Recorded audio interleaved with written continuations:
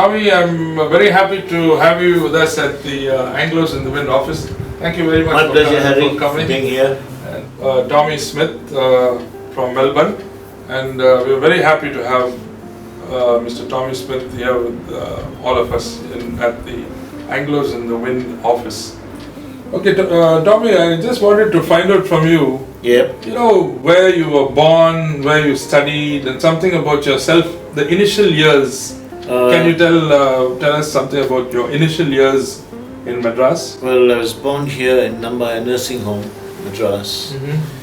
And at the age of 1 or 2, we went to Trichy because the Japs dropped a couple of bombs in Madras. And I've been in Trichinopalli ever since, till the age of 20.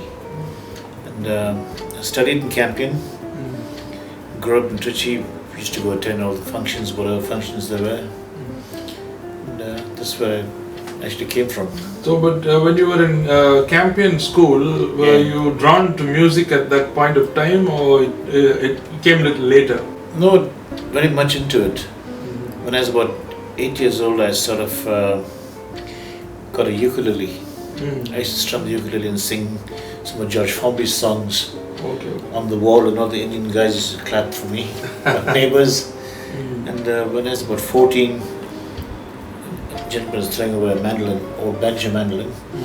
He said, "Why, uncle, you're throwing this away?" I said, "Give it to me." He says, "Take it," he says.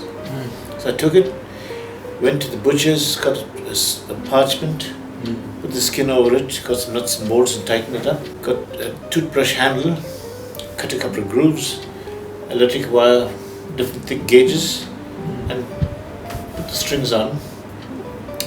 And I sort of taught myself to play the melodies. And in 3 months, I played a song called Pretend.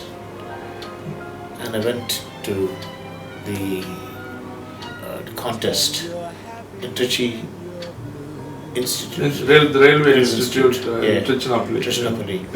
And this gentleman asked me, he said, "What are you doing?" He says, I said, "I'm playing the mandolin." He said, "Which one?" I said, "The one you threw away." And I showed him the mandolin. He says, "What's that?" He says, "You threw away." I said, "Put some boot polish, made it nice and black." The song Pretend, who composed it? Was, I don't know who composed it. It was sung by Nat King Cole. Nat King Cole's number. His song. Fantastic. I used to hear that on the radio, and I picked it up and started playing it. And I played this for this contest, and amateur contest. He gave me the first prize. He says, "This lad didn't have this instrument 3 months ago. It's broken. I gave it to him. He's fixed it up, and he's learned to play it." Wow, fantastic. So from there, Tommy, like what happened next in your life? How did you develop as a musician? Did you finish your high school? I finished my high school in Trichy. In Trichy? Yeah. And then I was working here and there, different places, all casual jobs as usual. And when I was about 19, my brother got me a guitar from Raja, from Madras. From Madras, Shindaripet, I think. No, Punamalai High Road. Punamalai High Road, okay. Raja is a big fat fellow.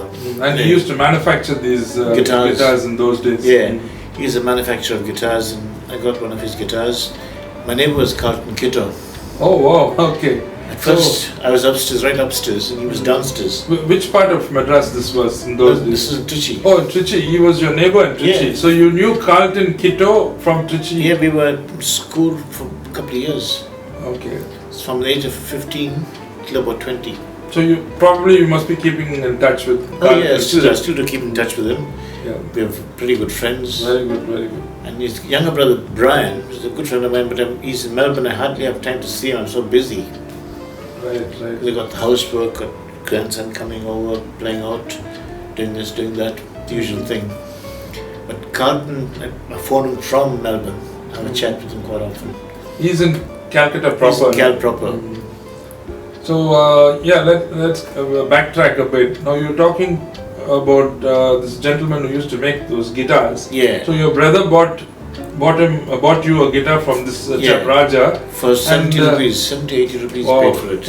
Was it a hollow guitar or acoustic guitar? Acoustic guitar.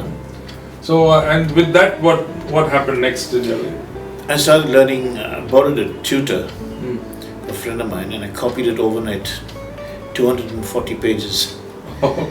That's the interest that you had in music. I was so wanting you to broke rest in the night and copied all night. Yeah. From about 6 in the evening to about 6 in the morning. I copied with 230 pages, 230, 240, and it had a lot of diagrams and notes to be copied out. I did all that within the 12 hours. And also with my interest in music, at the age of 14, I used to go and listen to bands playing various bands like the Madras Jazz Band, Herbie Gorman and his band. I used to just stand outside the institute and listen to them playing. Why, I may interrupt. Why you couldn't enter the institute? You're too young to do that? Or? No, I couldn't afford to go and... Yeah, those days most of us, we were, I mean, it's a waste of money taking me in because I don't dance. Okay. So you used to... My mum and sister used to go, my brother used to go. So you used to stand outside and listen to with my short pants and banyan vest and just listen to music. Fantastic. And I listened to Harry Pinto when I was 15. Harry Pinto, can you tell me a little bit of history about Harry Pinto so that our audiences will know who's Mr. Pinto? Yeah, Mr. Pinto was a very well-known band in Madras at the time. He had a big jazz band, is it? Not jazz band. It's a regular dance band. Dance band. He used to get his music out from London.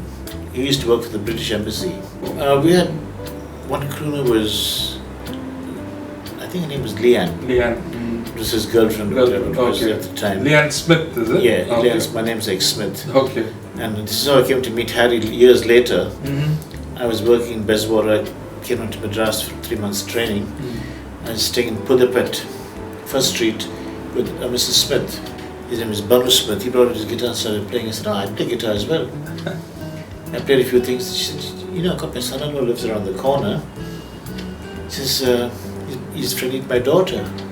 I said, who's that? I said, Harry Pinto. I nearly dropped dead. He said, what? When I was 15, I heard him playing, I said, back in Trichy. When I was 15. Anyway, I went and met Harry.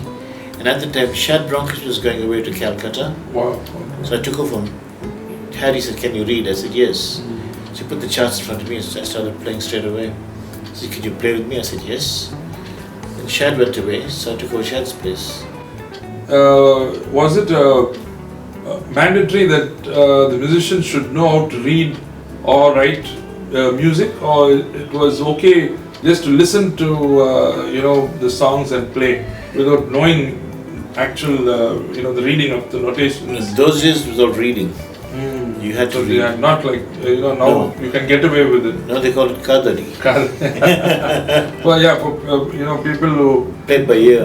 played by ear. For people who don't know Tamil, kadadi means to play it by ear. Yeah. Then this chap Harry Pinto, he took you on, is it? He took me on for about, I was with him for about a year and 4 months. Then I decided to make my own band. Oh, wow. And that's when the Caravels were born. That's right. Yeah. I had a rhythm guitar, trumpet, Tony Xavier, Ron Fonseca on guitar, Jack D'Souza on drums and myself on lead guitar. And we started the Caravels. Played for Louis Mitchell's wedding. Oh, that was the first assignment. First job for the Caravels. How did it go off? It went very well. And with that I got people ask me, can you play for my wedding, play for this dance? And I started building up. Yeah. And from there the Caravels went from 4 members to 5 members. Oh, from strength to strength. Yeah. And then I had Derek Adey playing drums with me. He was a good drummer? Yeah, because Jack had gone to play in Ruby's, so Derek played drums. Then Bob Shepherd joined us. Then Derek moved on somewhere else, and Ernie Peters played drums with us. Oh. But Tony Xavier, Ron Fonseca and myself were the first 3 members. The founding members of the band. And what was the significance behind this word Caravels? Caravels, my love for aircrafts. Okay, I see. I loved aircrafts. Yeah, so you... And at the time, Caravels was the aircraft of the century, say, okay. at the time. So I said, call my band the Caravels. So we had a board saying Tommy Smith and the Caravels. A guy called Reggie Francis came and gave me something from one of these little glasses. Drink this, you feel good. I I never drank in my life, so I drank that. I said, oh, it's burning my chest. Oh. Don't worry, you'll be fine, he says. So I had the mandolin with me. They asked me to go and play it on stage. So I went and I played it behind my leg, behind my back, lay on the ground, did rock around the clock. And Miss Lady says, where do you got this mad bugger from? So when did the Caravels go on to that next level of becoming a well-known band and getting involved with the hotel circuit? We actually did this. We used to play for jam sessions, as they called them those days. Yeah. We still have them nowadays. And we were the main band backing all the artists. I see. And with that, we played a couple of songs, and people came and said, are you available to play for a wedding? For a dance? Blah, blah, blah. I said, yes. Take the numbers, take the phone numbers or address, whatever. Those days, phones were pretty hard to get. Yes. So I had to just take an address and contact them personally. Say, this is it, this is the band, and this is what we charge. And gradually, as the members went higher up, the charges went up as well.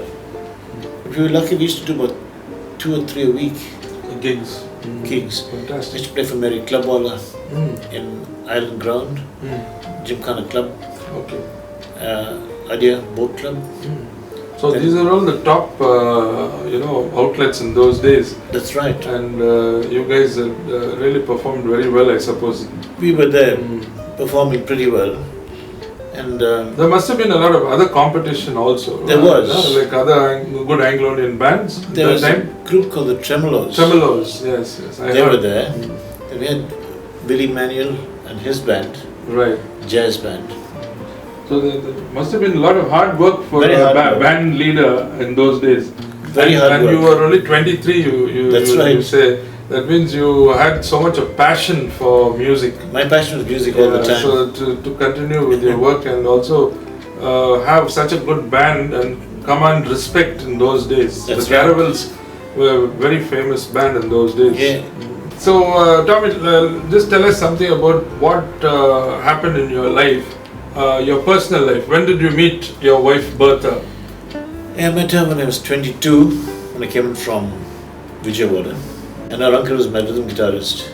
Okay. Actually, I was playing with Harry Pinto when he came out of the dance at night and said, could I speak to that bloke playing guitar? So I went there and said, hello, my name is Ron Fonseca.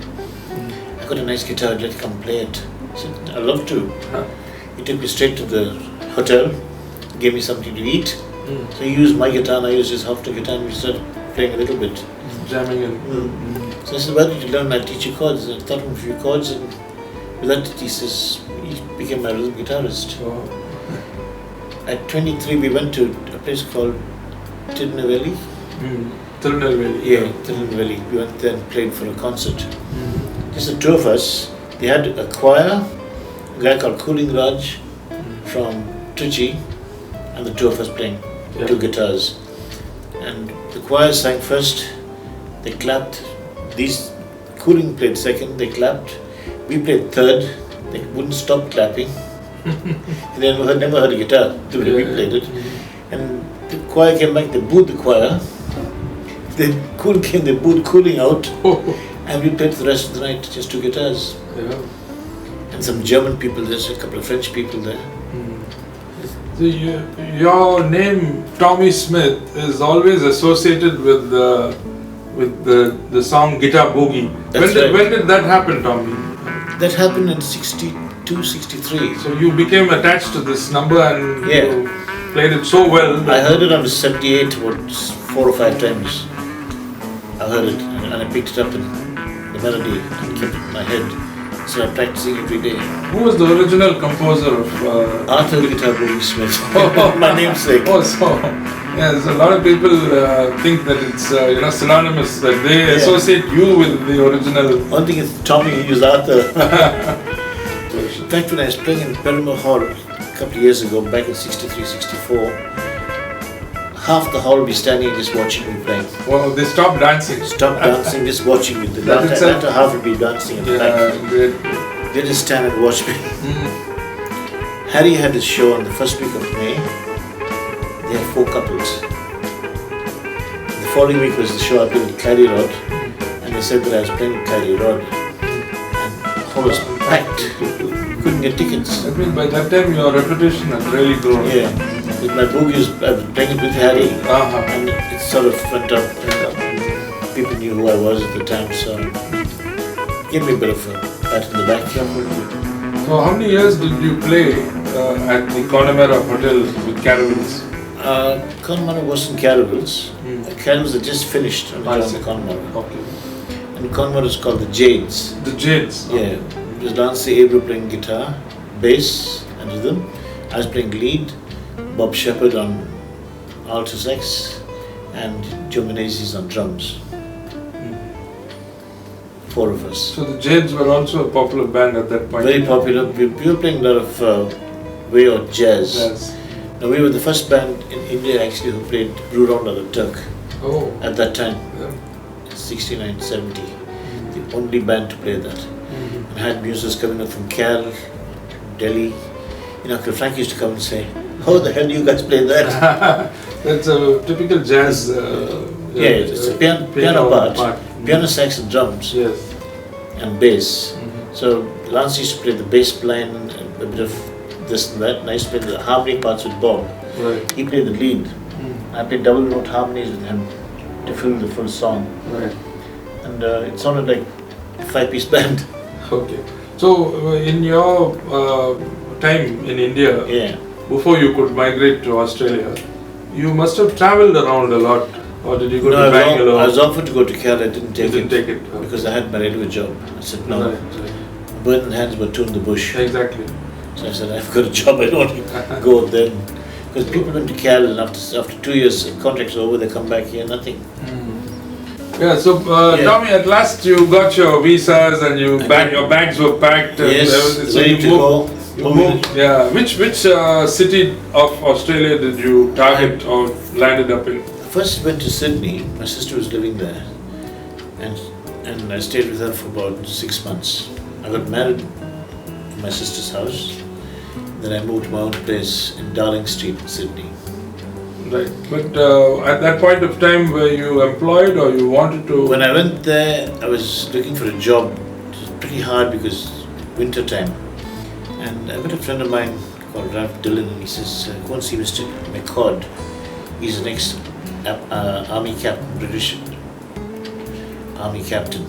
He'll help you." So I went and saw McCord. He was name was Tommy Smith. He says, "How do you get that?" I said, "She has my father's details." So I'd love to Colonel Smith. He says, "Definitely," he says, "I'll give you a job." In 3 weeks he fixed me up in quarters. And 3 weeks. you stayed on till I retired. retirement in Qantas. In quarters, yeah. Yeah. And what did you retire as in Qantas? What was your position? Position over there was State Finance Controller. Okay. I was looking after 18 offices, all the cash, all the transactions, signing checks up to 7 million. Wow. So, well, let's backtrack a little bit. Now, when you first landed up, you got a job. Yeah. You were happy there. Then you must have got a little familiar with the music scene that Yes. was taking place at the moment in Sydney. Yeah, at that time, what I did was I went to the Musicians Union. You had to register in the union first. Okay. I said, "I'm a musician. I got a certificate from the Connemara Hotel General Manager, Mr. O'Brien. I play clarinet, piano, mandolin, violin, guitar, bass, drums, blah, blah, blah." I said, and he said, "Oh, this piece of paper means nothing to me. Let's see what you can do." So they gave me a guitar, put a piece of paper in front of me, music, read the melody. So I read the melody and I played the melody off. "Oh, good," he says. "Now let's see you play the chords." Took that out, put another song.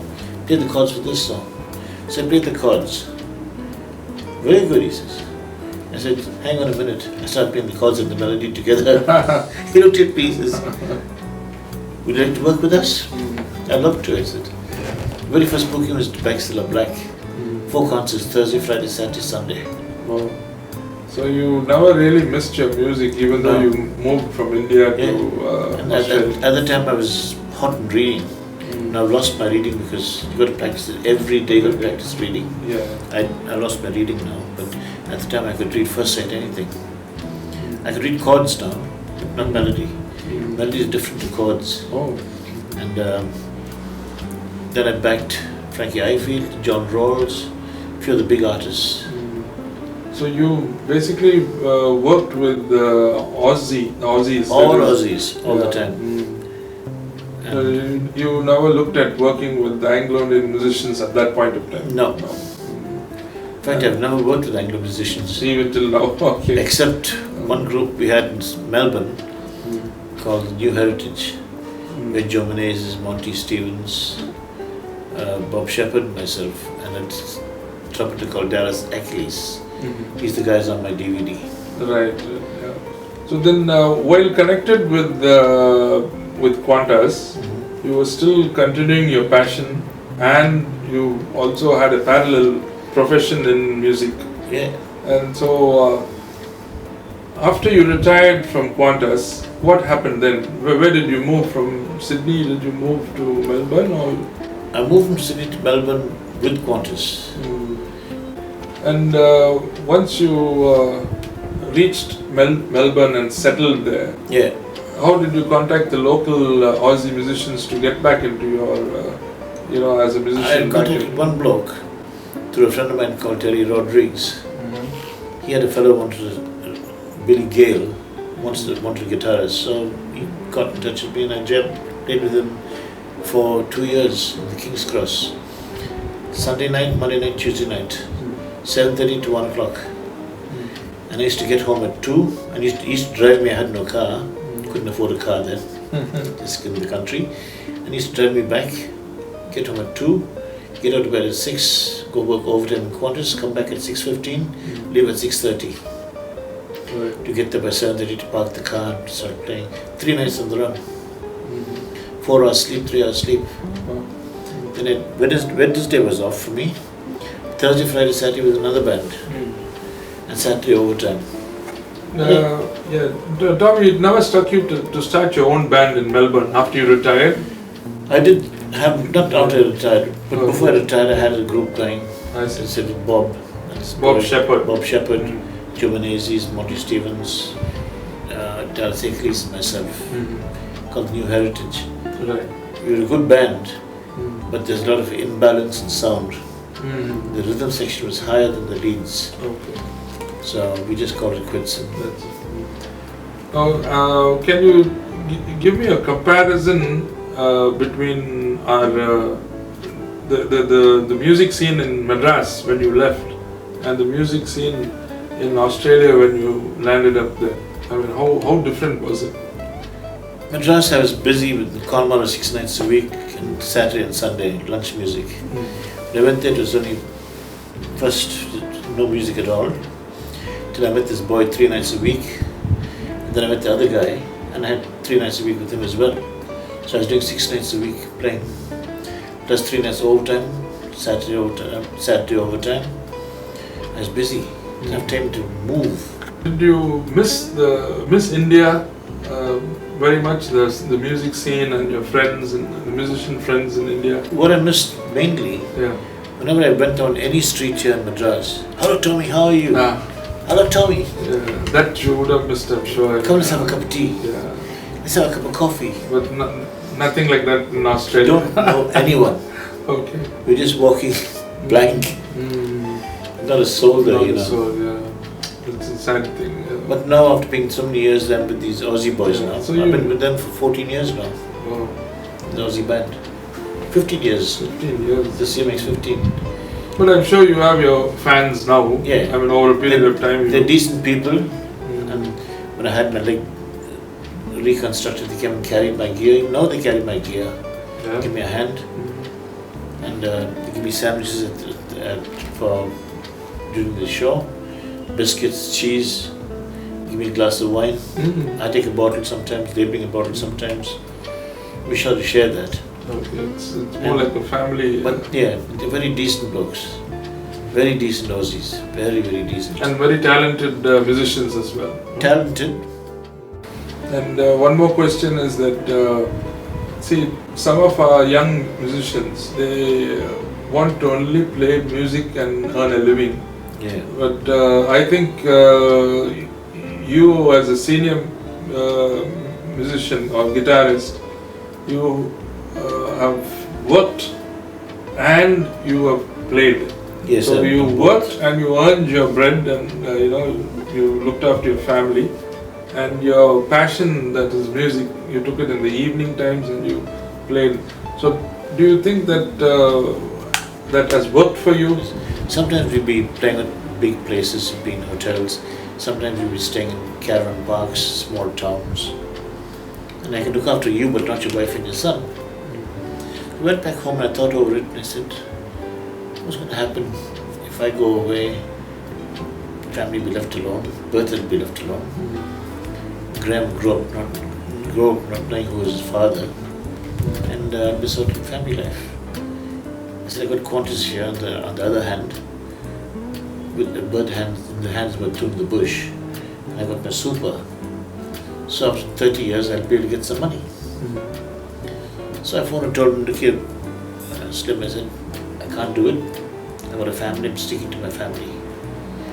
And I stuck to my family, and I'm quite happy because I've got two young, talented musicians.